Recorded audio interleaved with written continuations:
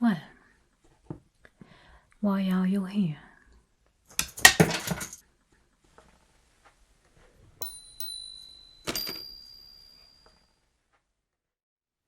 Good evening and welcome back to my channel.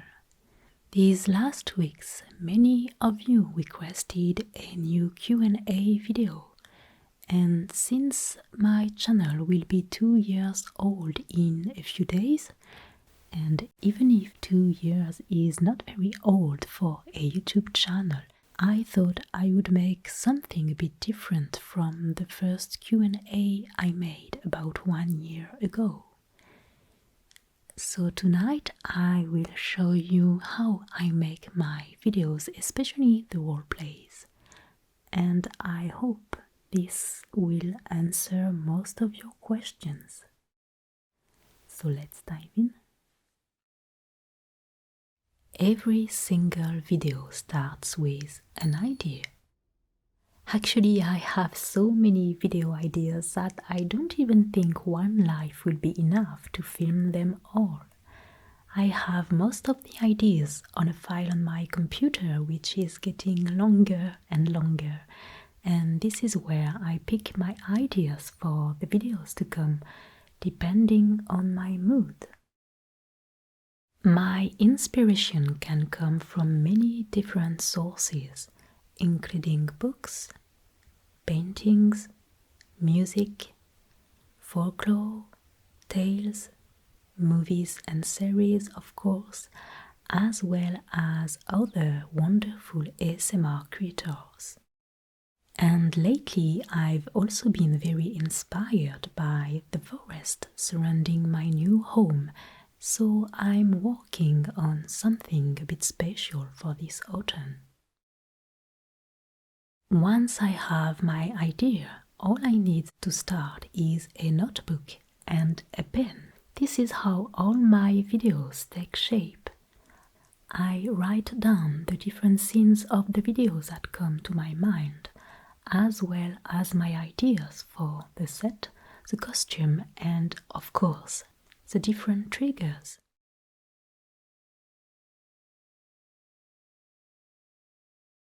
Once I have the global shape of my video, I can start my favorite part of the process, doing research. It can be about history, fashion, hairdressing, makeup, or many other various things like optometry or taxes during the Middle Ages. Since I love doing historical roleplays, I often look for details about the era I've chosen, including what people used to wear or to have in their house, what were the different social classes, or how actual movies dealt with a specific theme. Of course, I'm not a historian. I'm not a professional filmmaker and I do not have an unlimited budget, so it's never really or completely accurate. But since my main goal is ASMR, this is what I focus the most on, so I also spend a lot of time deciding what kind of triggers I will include in my video. This is when other channels can be so inspiring. We might be hundreds of ASMR creators using one trigger, but we all have our own way of doing it, and having a look at how others have done this or that is very important to me. Once I know what I'm going to do and how I'm going to do it, I can start looking for the props and set items.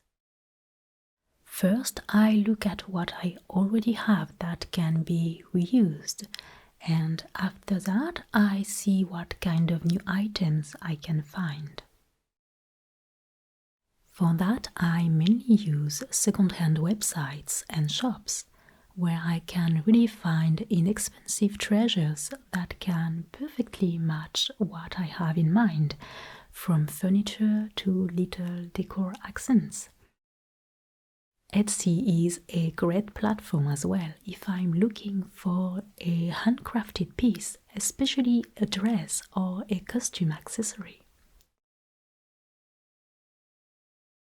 Then I can start writing my final and detailed script, so I know in what order I will film the different scenes and how much time I will need. Usually the end result is a bit different from what I wrote, and this is what my scripts look like at the end of a recording session. A few days before the recording day, I start dressing my set. Depending on the video, it can be very quick and be made in 1 or 2 hours, or it can take a full day for something more intricate. Then I set my lights, which are mainly regular and cheap lights you can find everywhere, and then do a lot of testing to see what works the best depending on my theme. This is when I started to see my idea coming to life, and this is really exciting. And finally, the day of shooting is here. I often need the helpful hand of my husband to get dressed, depending on the costume, of course. As an example, the dress for the Lady of the Manor requires between 15 and 20 minutes of dressing, and this is not something easy to do alone. For the makeup, I usually do something very simple and almost always the same, because as you probably noticed, I'm not really a makeup woman. I'm quite a novice, but still learning. Anyway, if you'd like a video about my simple makeup routine, let me know and I'll try to make something interesting out of it. Then the recording starts. It can take from 2 hours for a Cozy Basics video to 8 hours for a roleplay.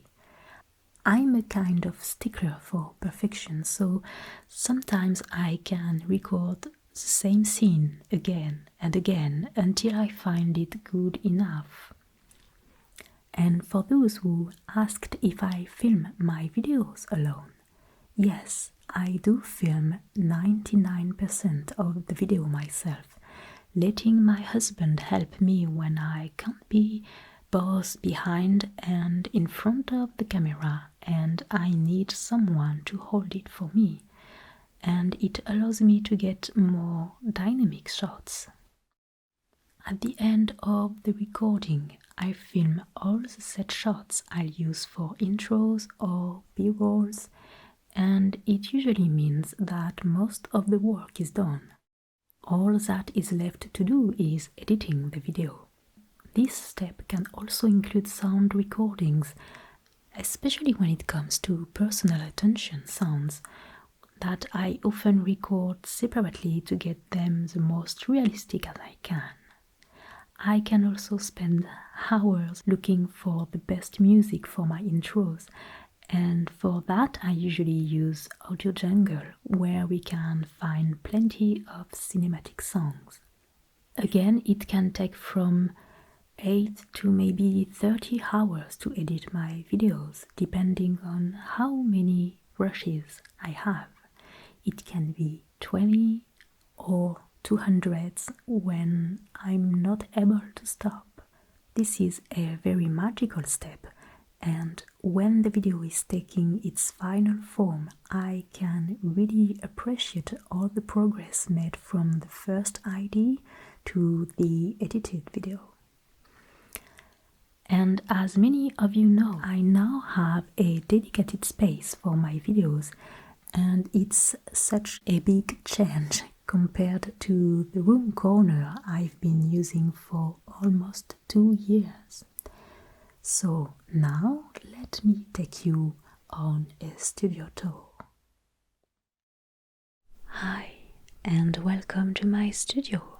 So this is the new place where I create and film my videos, and the return of the steampunk optometrist was the very first one to be recorded here. So here we are in a 19th century stone building. It was probably built in 1830, 1840, I guess. It has a main floor and a loft, and we divided the main room with curtains.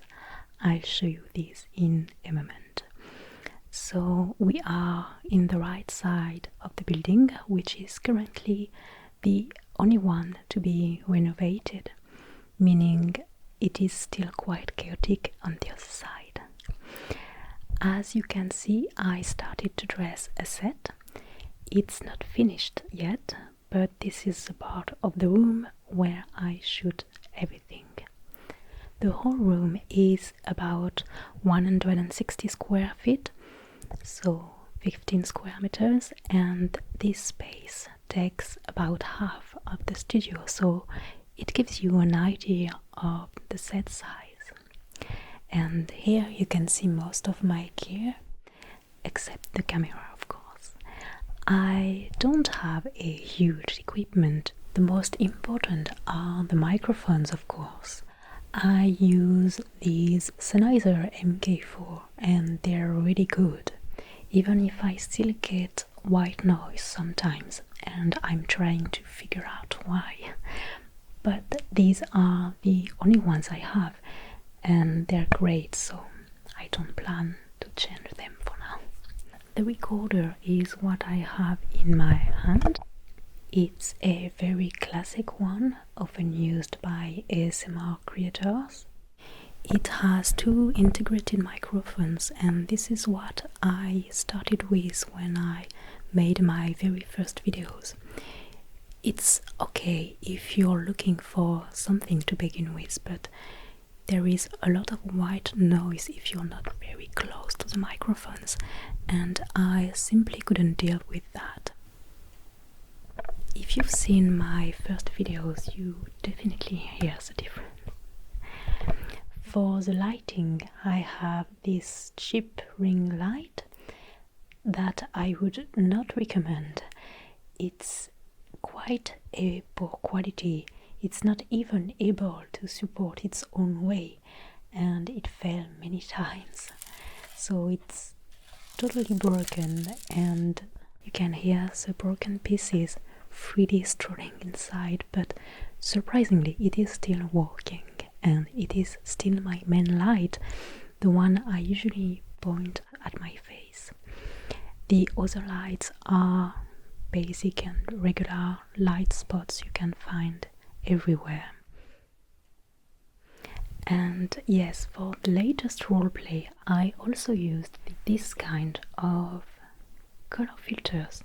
You simply put them in front of any LED spot to change the color of the light, and it's very fun to use. I'm so glad I bought them, and I wish I did it before. And finally, the camera is a Panasonic GH4 with a Panasonic lens, and you'll find more information about it in the description if you're interested. And it has been the same from the beginning of the channel, and I love it. I simply love it. And yes, I also have this gimbal now, and I used it for the first time for the latest roleplay. It is great, but obviously I still need to practice. And that's it for the gear. Now let's have a look at the acoustic aspect of the room. So as I said, we divided the room here because this is where the loft floor, which is also the ceiling here, ends, and on the other side there is a cathedral ceiling, which is clearly not a good choice for the acoustic because it creates a lot of reverberation. That's why I only use half of the global space. And yes, I used acoustic curtains. It's not really effective.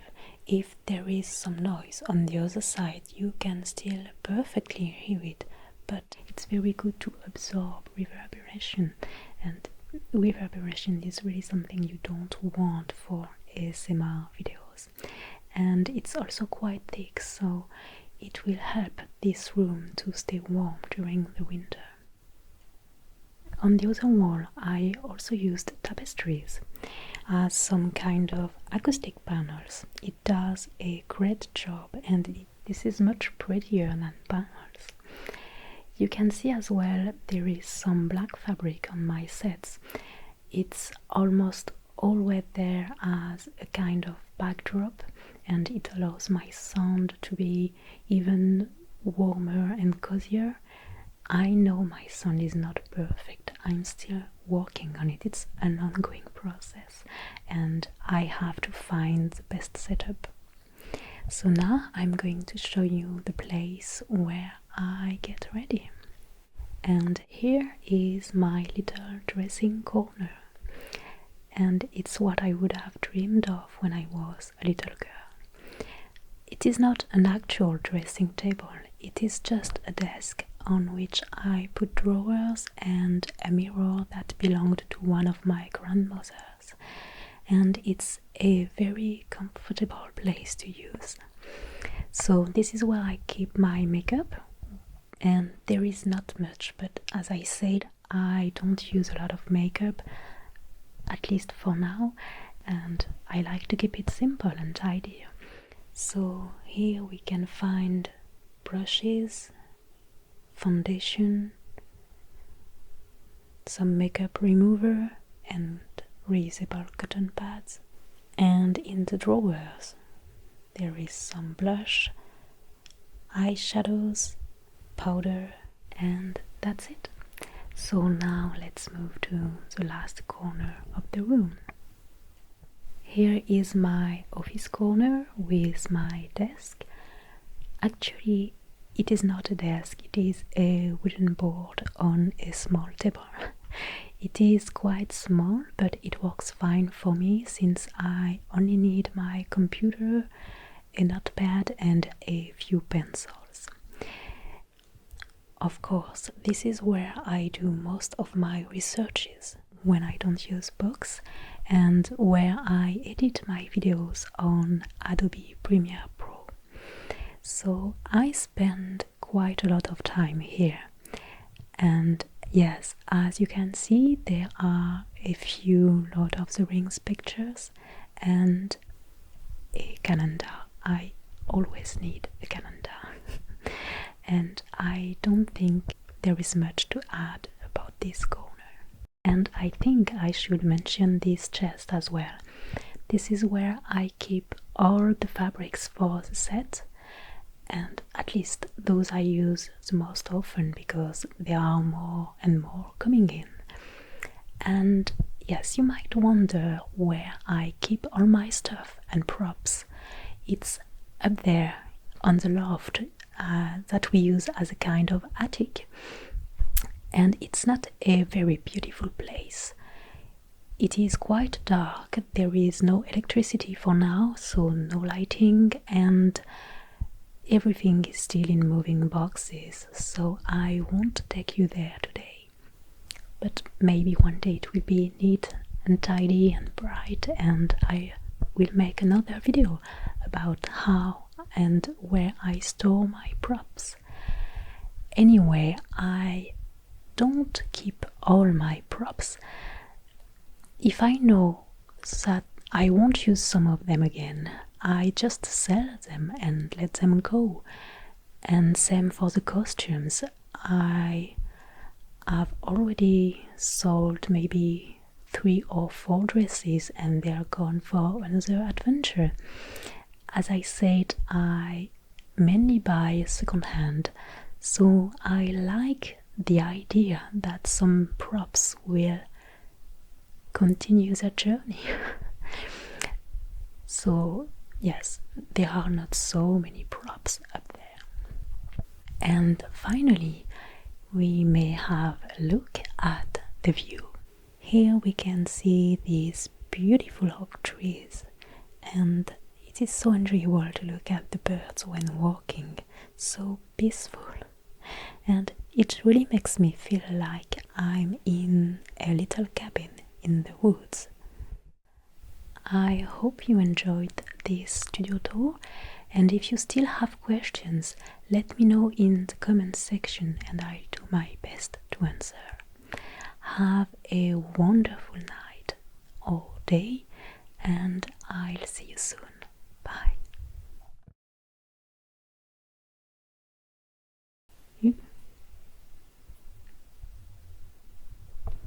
Because this is where the floor loved.